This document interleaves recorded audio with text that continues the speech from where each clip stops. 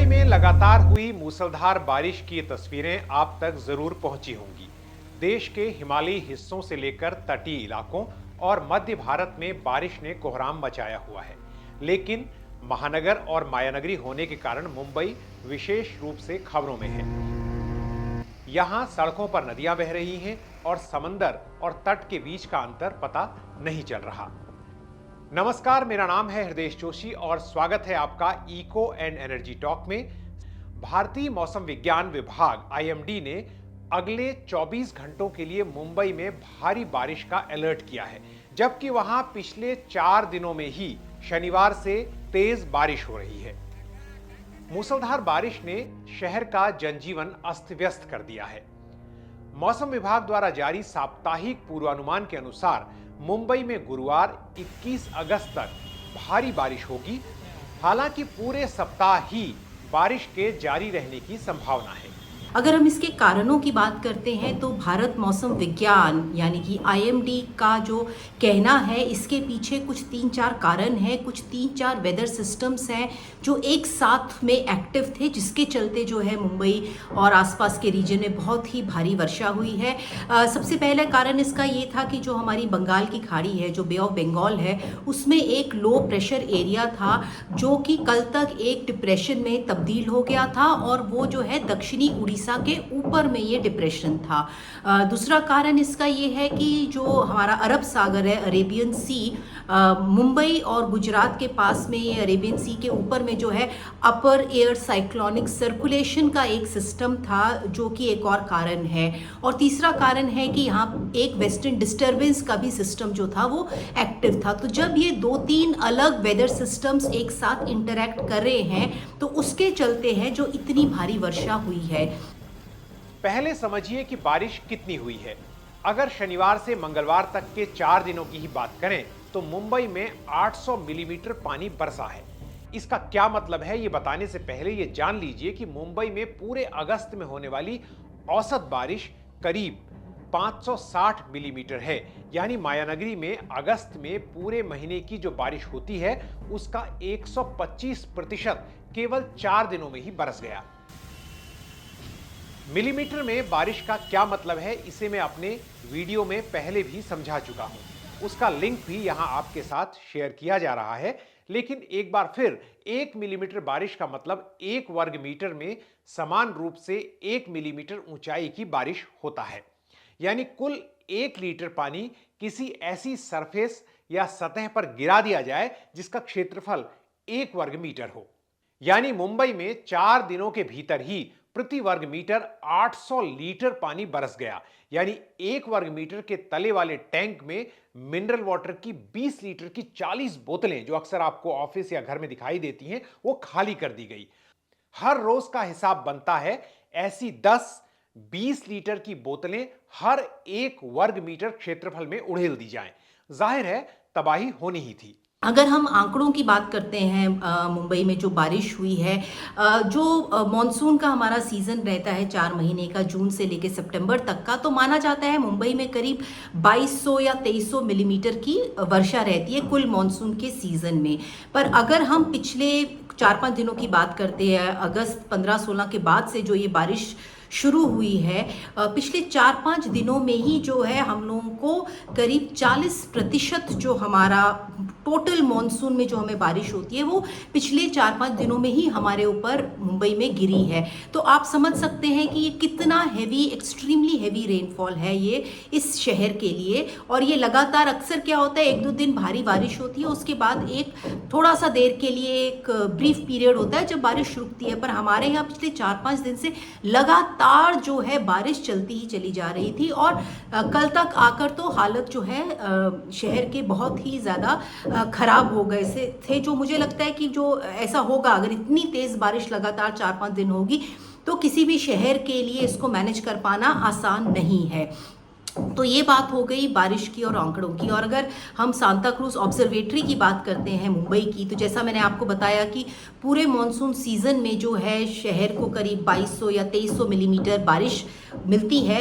पर Santa cruise observatory में जो है 20 अगस्त तक जो है ऑलरेडी 2310 मिलीमीटर बारिश, यानी उसका जो साल का कोटा है उसको मिल चुका है और अभी भी करीब 1.5 महीना जो है हमारे मॉनसून का बचा हुआ है। तो आज समझ सकते हैं कि कितना जो है इस तरह की भारी बारिश जो है इस साल मुंबई में और खासकर पिछले 4-5 दिनों में हुई है। इससे यहां सड़क, एयरपोर्ट, रेल, मेट्रो आदि यातायात के सारे जरिए प्रभावित होने के अलावा लोगों के घर, ऑफिस और दुकानें सब डूब गई। कई लोगों को रेस्क्यू करना पड़ा। लेकिन मुंबई में हर साल ऐसी घटनाएं क्यों बढ़ रही हैं? सीनियर जर्नलिस्ट, रिसर्चर और ट्रेनर निधि जामवाल को सुनिए। अब ज़्यादातर सरकारें इसका दोष देती हैं कि क्योंकि ये इतनी तेज़ बारिश हो रही है, ये तो नेचर्स फ्यूरी है, या ये ईश्वर ने कर दिया है, या ये क्लाइमेट चेंज के ऊपर ब्लेम किया जाता है। तो मुझे लगता है कि इस सारी जो एक्सट्रीम वेदर इवेंट्स हैं उसको सिर्फ सरकारों को उस पे सिर्फ क्लाइमेट चेंज पे या जलवायु परिवर्तन के ऊपर उसको पूरा ब्लेम कर देना बिल्कुल सही नहीं है, क्योंकि उससे फिर अकाउंटेबिलिटी नहीं रहती है। और अगर हम बात करें तो क्लाइमेट साइंटिस्ट जो है पिछले कितने सालों से हमको ये चेतावनी दे रहे हैं कि जलवायु परिवर्तन के चलते, ग्लोबल वार्मिंग के चलते जो है एक्सट्रीम रेनफॉल इवेंट्स जो है वो आने वाले समय में बढ़ जाएंगी और वो बढ़ भी रही हैं। हमें वो सामने दिख रहा है, हमारे को हमारे रोज़ की ज़िंदगी में हमें दिख रहा है कि किस तरह से ये हैवी रेनफॉल इवेंट्स बढ़ रही हैं। चाहे आप हिमालय में क्लाउड बर्स्ट की बात करते हैं या फिर अभी मुंबई में जो पिछले 4-5 दिन से इतनी भयंकर बारिश हुई है। तो इसीलिए ज़रूरी ये भी है कि अगर हमें क्लाइमेट साइंटिस्ट इस चीज़ की वार्निंग दे रहे हैं कि इस तरह की आने वाले समय में भारी बारिश जो है वो और बढ़ने वाली है, तो ज़रूरी है कि जो हमारे शहर हैं वो इसके लिए तैयार रहें।